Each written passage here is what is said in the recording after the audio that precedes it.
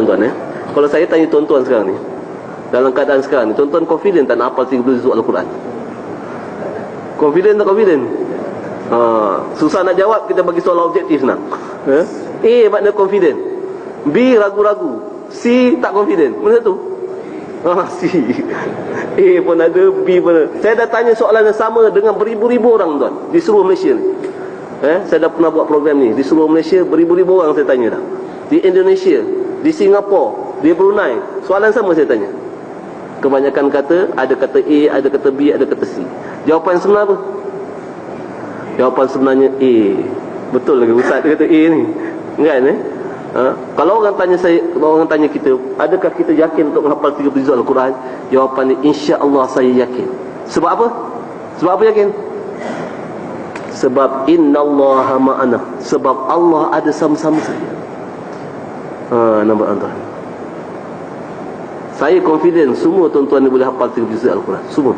Kalau tuan-tuan boleh allocate 5 minutes of your time, 5 minit saja satu hari, 5 minit saja satu hari saya nak. Okey? Tuan-tuan boleh hafal 30 juzuk Al-Quran. Saya kalau nak ajar tuan-tuan cara menghafal Quran ni, saya tak mau tuan-tuan ajar hafal 2-3 surah. Saya nak tuan-tuan hafal 30 juzuk tu. Sebab menghafal 2-3 surah ni tak produktif tuan-tuan. Hafal 30 juzuk tu. Tapi cara ni kita kena yakin dahulu. Senang je tuan-tuan. Okey, saya bagi tips sikit walaupun hari ni tak sempat nak cerita benda tu. Tips sikit macam mana nak hafal 30 juzuk Al-Quran. Pertama sekali tuan-tuan, kalau tuan-tuan dan puan-puan nak hafal 30 juzuk Al-Quran ni, okey, pertama sekali tuan-tuan kena letak niat dahulu. Boleh tak tuan-tuan niat pagi ni? Ya Allah, saya ni berazam nak hafal 30 juzuk Al-Quran. Walaupun belakang kepala ni kata, boleh ke tak boleh ustaz ni? Itu diam dulu. Okey, cakap saja pada Allah pagi ni, ya Allah, saya nak hafal 30 juzuk Al-Quran. Saya dulu pun tak pernah cakap pada Allah tuan-tuan. Tak pernah cakap. Saya pun dulu tak ada orang kata visi nak hafal 30 juzuk Al-Quran ni. Saya buat, akhirnya Allah lorong sampai habis juga. Sekarang ni tuan-tuan ada visi betul tak? Okey, cakap pada Allah, saya nak hafal 30 juzuk Al-Quran. Itu yang pertama. Okey, syarat yang kedua nak buat apa? Syarat kedua ikut apa yang guru saya pesan dulu masa saya menghafal dulu. Dia ada satu doa yang very efektif tuan-tuan, berkesan untuk menghafal Quran. Tuan-tuan salin. Kalau tak tuan-tuan salin pagi ni hafal benda tu. Doa ni pendek saja. Okey, Allahumma paksa. Okey, syarat yang kedua, bila dah niat tadi kena paksa diri tu. Itu syarat yang kedua. Paksa. Paksa macam mana tuan-tuan? Senang saja. Kalau tuan-tuan ambil satu ayat, katakan contoh nak hafal surah Yasin. Okey, wal Quranil Hakim. Wal Quranil Hakim tu berapa saat baca? Sekali baca wal Quranil Hakim berapa saat? Katalah 3 saat. Ataupun katakan nak hafal surah orang kaya, idza waqa'atil waqi'ah. Betul? Berapa huruf idza waqa'atil waqi'ah tu? 3 perkataan kan? Idza waqa'atil waqi'ah. Betul? Senang ke susah nak hafal tu? 3 perkataan ni, idza waqa'atil waqi'ah. Tuan-tuan pernah dengar perkataan tong pasir air tak? Tong pasir air. Tu, pernah dengar tong pasir air? Tong pasir air. Apa dia tu? Tak pernah dengar? Tong pasir air. Apa tu? Tu lagu Hindustan. Kan? 3 perkataan juga. Tong pasir air. Pun orang boleh hafal tuan-tuan. Ini idza waqa'atil waqi'ah pun 3 perkataan. Okey? Sebab kita dah letak dalam kepala kita tuan-tuan, menghafal Quran ni susah. Mana kita dapat tu? Mana kata dalil menghafal Quran tu susah? Dalam Quran Allah sebut pada surah Al-Qamar tuan-tuan Pada surah Al-Qamar tuan-tuan tengok pada juzuk yang ke-27 surah Al-Qamar, Allah ulang 4 kali pada surah itu bahawa belajar Al-Quran ni mudah. Walaqad yassarnal Qur'ana lizikri fahal min muddakir. Aku telah mudahkan Quran untuk kamu belajar. Kenapa kamu tak mau belajar? Tuhan kata. Allah kata belajar Quran, menghafal Quran, bahasa Al-Quran semua mudah Tuhan kata. Tapi manusia kata siapa yang betul? Pastinya Allah yang betul. Tapi sekarang ni masalah teknik dia tuan-tuan. Okey. Jadi sekarang ni ini untuk jangka pendek dulu tuan-tuan Lain kali kalau kita ada masa kita cerita bab menghafal Quran. Okey, saya dah ajar surah An-Nur dibangi dan nak habis dah modul. Okey, menghafal Quran. Kita ni baru nak mula. Okey. Jadi sekarang ni tuan-tuan ambil sahaja ayat yang pendek tu, katakan idza waqa'atil waqi'ah tu ataupun wal Quranil Hakim tu. Satu ayat tu baca berapa kali? Baca 200 kali. Bila dengar 200 kali tu, dia cakap apa dalam hati dia? Cuba baca balik skrip tu. Skrip yang cakap dalam hati tu. Wah, banyak ustaz. Kan mana datang skrip tu? Mana datang skrip yang kata wah banyak tu? Alladhi yuwaswisu fi sudurin nas. Syaitan yang bisik kat kita. Cakap banyak tu.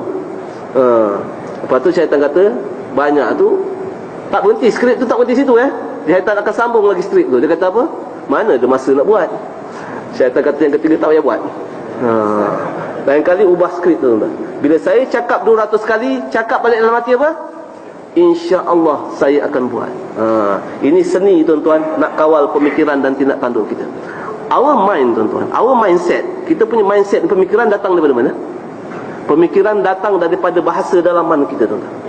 Kita punya self-talk, itu pemikiran. Bahasa dalaman kita tuan-tuan datang daripada two sources. Daripada dua apa? Dua sumber.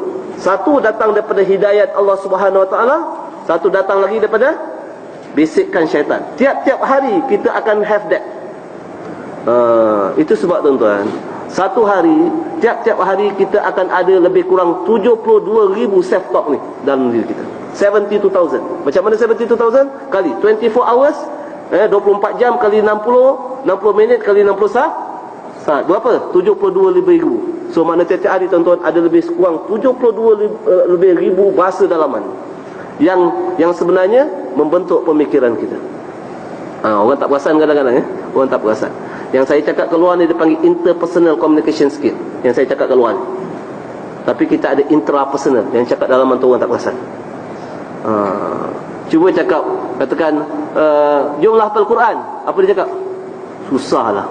Bila kita cakap susah saja, pemikiran kita akan bentuk benda yang susah. Apa akan jadi pada emosi kita?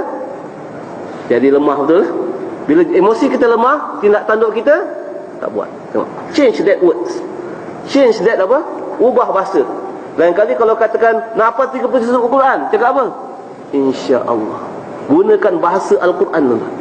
Dalam handle kita punya self-talk ni, gunakan bahasa Al-Quran. Itu dia. Jadi dekat situ, itu nanti besok seni nak bina pemikiran ni, masa lain kita cerita. Okey, itu sikit. Jadi balik pada persoalan nak hafal tuan-tuan. Ambil baca 200 kali tu sebenarnya. Kalau iza waqa'atil waqi'ah ataupun wal Quran hakim tuan-tuan, baca 200 kali ni, sekali baca 3 saat. Katakan wal Quran hakim, sekali baca 3 saat. 100 kali baca berapa? 300 saat. 300 saat berapa minit? So I need your time 5 minutes saja a day untuk hafal satu ayat saja satu hari. Apa dia cakap? Bila cakap macam tu, apa dia cakap? Sikit sangat ustaz dia tu. Bila nak habisnya dia tu? Jangan cakap tu. Kan Rasulullah kata ahsanul amal dawamuha wa in. Sebaik-baik amal adalah yang dibuat sedikit. Sebab yang dibuat sedikit tu nanti akan menentukan dia punya keberlangsungan amal tu tuan. Dia punya istiqamah tu. Jangan buat banyak-banyak. Buat sikit-sikit dahulu. Satu hari satu ayat. Kalau tuan-tuan dah niat nak hafal 30 juzuk tuan-tuan, tuan-tuan buat satu hari satu ayat, sedikit-sedikit tuan-tuan. Kalau kita mati pun kita bawa hafal 10 ayat tuan-tuan, Allah akan letak kita sebagai orang yang hafal 30 juzuk Al-Quran. Atas apa? Atas niat kita. So maknanya apa? Maknanya harapan untuk jadi Al-Hafiz semakin cerah. Nampak? Kenapa saya kempen tuan-tuan sungguh-sungguh nak hafal tuan-tuan? Sebab kalau tuan-tuan hafal satu huruf, satu ayat, kalau Yasin tuan-tuan, Yasin berapa pahala dia? 20 kan? Satu huruf 10, 20. Kalau 100 kali baca 2,000. Tuan-tuan dapat 2,000, saya dapat 2,000. Kalau ada 100 orang lah ni, kali 100 lagi. 2,000 kali 100 berapa? 200,000. Tuan-tuan baca 100 kali, tuan-tuan dapat 2,000, saya dapat 200,000. Dia cakap apa? Ustaz aja yang untung dia tu. Kalau tuan-tuan nak untung, tuan-tuan pasang daun lain pula. Itu sebab tuan-tuan, suruh orang hafal Quran ni adalah satu penjagaan mati level yang paling untung sekali.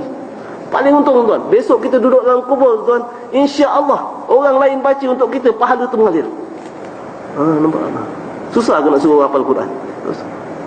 Tapi kena motivate dia.